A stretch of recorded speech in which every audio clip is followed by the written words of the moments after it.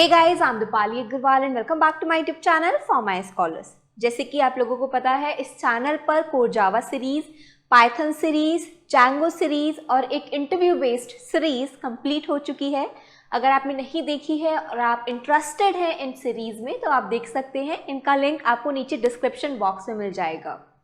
इसके अलावा मैंने एडवांस जावा सीरीज स्टार्ट की थी जिसमें मैं कवर कर चुकी हूँ GUI, that is graphical user interface, जिसमें मैंने आपको बताया स्विंग एंड जावा एफएक्स के बारे में। आज से मैं एक न्यू सीरीज स्टार्ट कर रही हूँ जो कि पार्ट है एडवांस जावा का, and it is all about JDBC, that is Java database connectivity. So first let me tell you कि JDBC होता क्या है। जैसे मान लीजिए कि आपने कोई जावा का एप्लीकेशन बनाया है। अब आप उस जावा की एप्लीकेशन को कनेक्ट करना चाहते हैं डेटाबेस से। जैसे कि एक एग्जाम्पल लेते हैं, हमने जब स्विंग पढ़ा था, जावा एफएक्स पढ़ा था, तो मैंने आपको एक चीज़ बताई थी, उसमें एक लॉगिन पेज बनाना जिसमें हम यूज़र से यूज़र नेम एंटर करवा रहे थे और पासवर्ड एंटर करवा रहे थे। बट वहाँ पर हमने जस्ट क्या किया था, एक सिंपल सा हमने यूज़र नेम और पासवर्ड वहाँ पर कोडिंग में ही एंटर करवा दिया था, और जो भी यूज़र वहाँ पर वैल्यू एंटर करता है उसको जो भी कोडिंग में हमने लिखा था, मेंशन किया था यूज़र नेम एंड पासवर्ड, उसी से मैच करवाया था। मैच हो गया था तो वो लॉगिन कर पा रहा था यूज़र, अदरवाइज लॉगिन नहीं कर पा रहा था। तो ये तो सिंपल सा प्रोग्राम था, यहाँ पर डेटाबेस का कुछ भी यूज़ नहीं था। बट अब हम यही सेम एप्लीकेशन बनाएंगे यूजिंग डेटाबेस कनेक्टिविटी। मीन्स क्या होगा, एक आप डेटाबेस क्रिएट करेंगे, उस डेटाबेस में बहुत सारे लॉगिन आईडी पासवर्ड आप सेव करेंगे, खुद से आप सेव करवाएंगे, ठीक है। और जब भी कोई नया यूज़र आता है, वो वहाँ पर कोई भी लॉगिन आईडी पासवर्ड एंटर करता है तो वो डेटा आप जाकर मैच होगा किससे, डेटाबेस से। अगर मैचिंग हो जाती है तो आप एंटर कर जाते हैं, अदरवाइज नहीं कर पाते हैं। तो ये चीज़ कहलाती है जावा डेटाबेस कनेक्टिविटी। मीन्स आपने अपनी एप्लीकेशन को, जावा एप्लीकेशन को कनेक्ट कर दिया है डेटाबेस से। तो बेसिकली देखिए, हमारे पास यहाँ पर बहुत सारे ऑप्शंस अवेलेबल हैं डेटाबेसेस के। जैसे हमारे पास है SQLite, MySQL, MongoDB, Berkeley, Derby। इसके अलावा और भी बहुत सारे हमारे पास डेटाबेसेस अवेलेबल हैं। और जनरली जो कंपनीज़ में, कॉर्पोरेट सेक्टर में यूज़ किए जाते हैं डेटाबेसेस, वो है हमारे पास MySQL एंड MongoDB। तो मैं जो अपनी ये वाली सीरीज़ बताने वाली हूँ वो आपको बताने वाली हूँ MySQL पर। तो ये तो हो गया हमारे पास क्या, डेटाबेसेस। डेटाबेसेस मतलब जहाँ पर कि डेटा आप जाकर सेव करवाएंगे।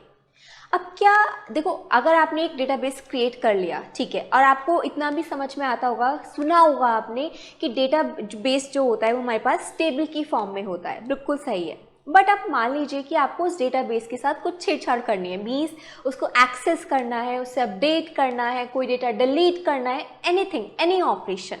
तो क्या वो हम यूजिंग MySQL या फिर MongoDB कर पाएंगे? नहीं कर पाएंगे। क्यों?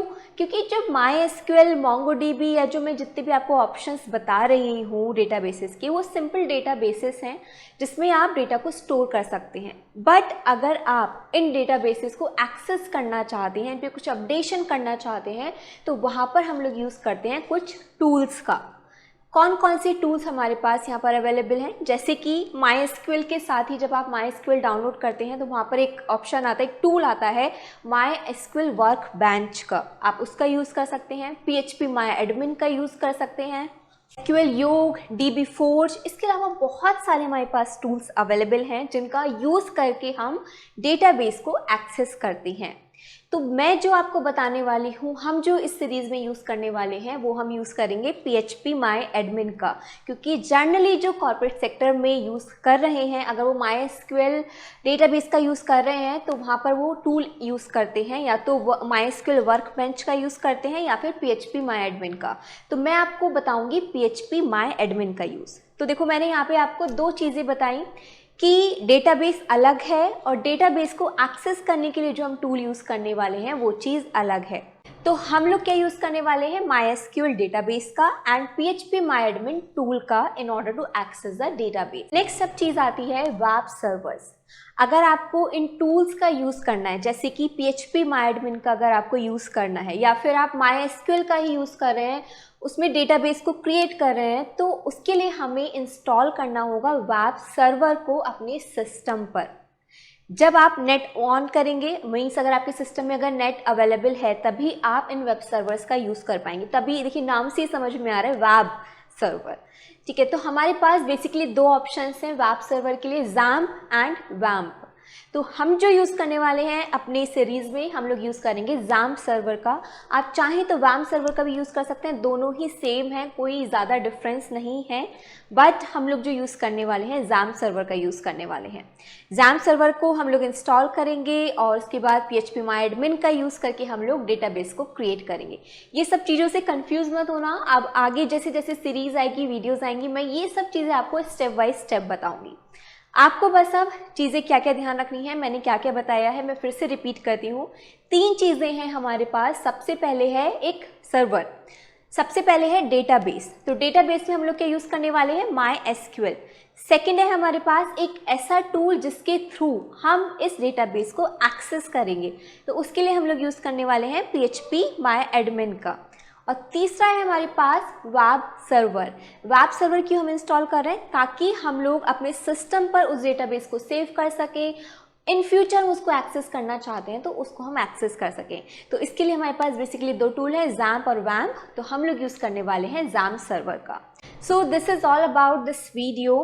अगर आपको कोई क्वेश्चन है तो आप पूछ सकते हैं मुझसे कमेंट सेक्शन में। इसके अलावा इंस्टा पर मेरे Python related interview question based series चल रही है, तो आप उसको चेकआउट कर सकते हैं, जिसमें मैं Monday, Tuesday and Wednesday daily question post करती हूँ। आप रिप्लाई करते हैं क्वेश्चंस का, जिसका भी मोस्ट अप्रोप्रिएट आंसर होता है उसको मैं अपनी स्टोरी पर फीचर करती हूँ। तो आप इंटरेस्टेड हैं पाइथन बेस्ड इंटरव्यू क्वेश्चंस के लिए तो आप जा सकते हैं, चेकआउट कर सकते हैं। लिंक आपको इंस्टाग्राम का मेरे नीचे डिस्क्रिप्शन बॉक्स में मिल जाएगा। इसके अलावा अब मैं नेक्स्ट वीडियो में आपको बताऊँगी कि आप अपने सिस्टम पर इस XAMPP सर्वर को, phpMyAdmin को या फिर जो MySQL है, इन सबको कैसे कॉन्फ़िगर करने वाले हैं। ओके, सो तब तक के लिए थैंक यू, गुड लक।